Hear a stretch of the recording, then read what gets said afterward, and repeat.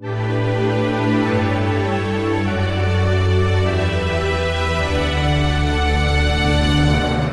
বন্ধুরা, back to my channel. আবার একটি নতুন ভিডিও নিয়ে চলে এসেছি আপনাদের জন্য। আজকে যে বিষয়টির ওপর ভিডিও দেখাবো, মাইক্রোসফট এক্সেলে ডেলি মজুরি কি করে নির্ণয় করতে হয়। তো চলুন শুরু করি।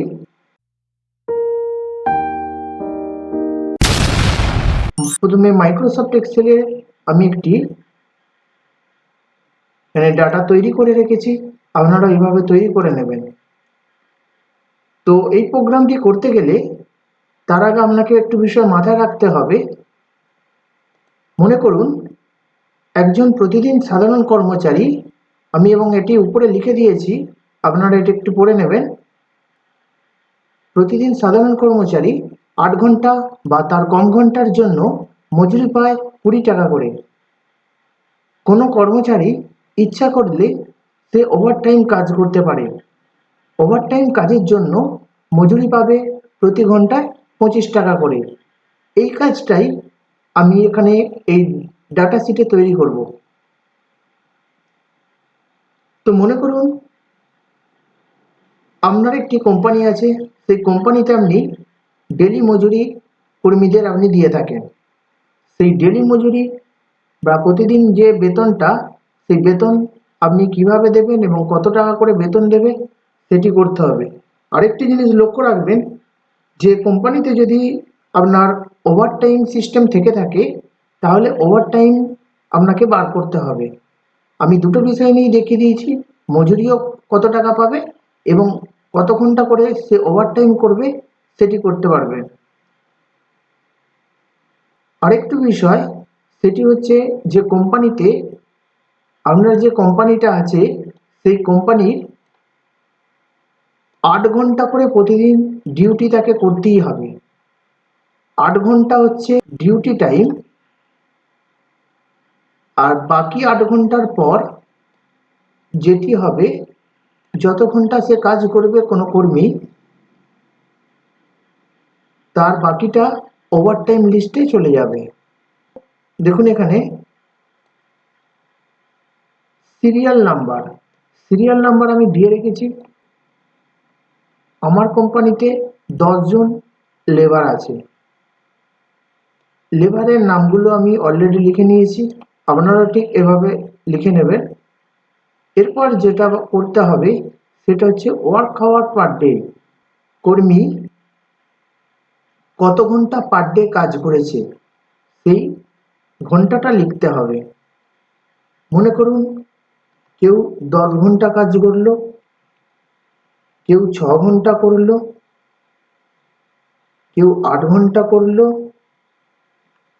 কেউ 14 ঘন্টা করলো,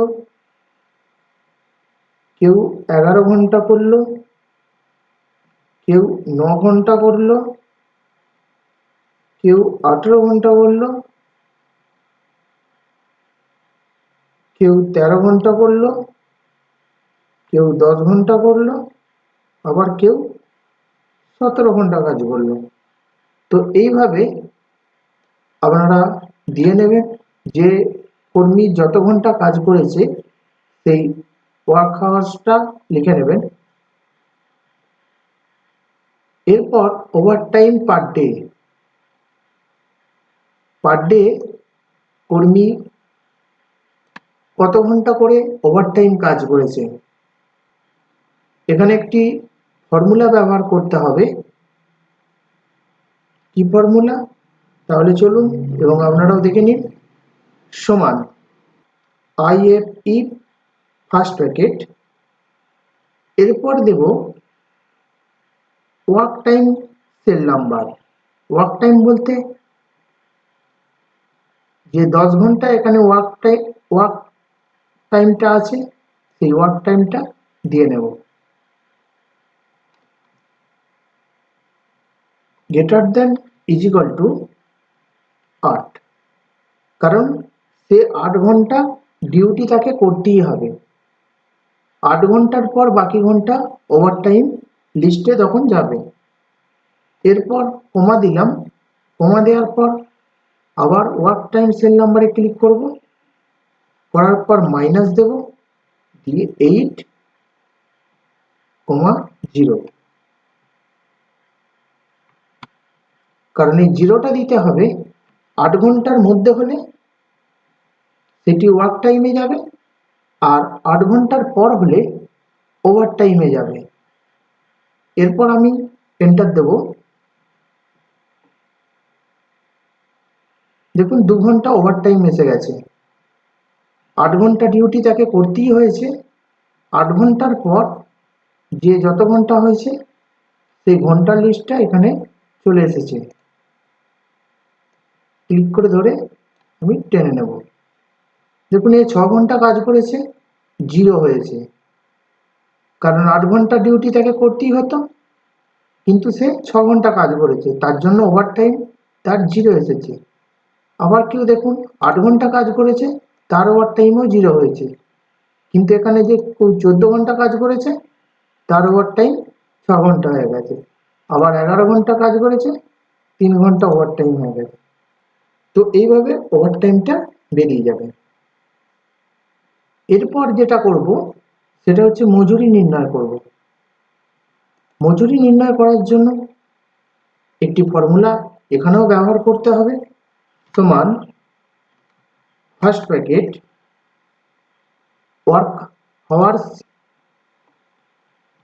মাইনাস ওভার টাইম,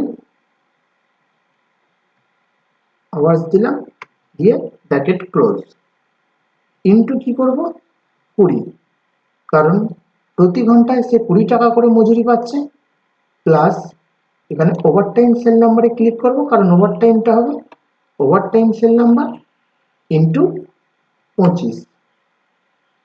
ফর্মুলাটা দেখতে পেয়েছেন, work hours minus over time into 20 plus over time into 25, কারণ ওভার টাইমের সঙ্গে কারণ 25 টাকা পার ঘন্টা, সেই জন্য এখানে ওভার টাইমটা দিতে হয়েছে। এরপর এন্টার দেব। দেখুন ডেলি মজুরি নির্ণয় হয়ে গেছে। ক্লিক করে ধরে কে কত টাকা করে মজুরি দিতে হয়েছে তার লিস্টটা কিন্তু চলে এসেছে। যদি এই কাজটি ভালো লাগে অবশ্যই শেষে একটি লাইক করবেন, এবং নতুন হয়ে থাকলে চ্যানেলটিকে সাবস্ক্রাইব করে পাশে বেল আইকনটি প্রেস করে রাখবেন এরকম নিত্য নতুন ভিডিও দেখার জন্য।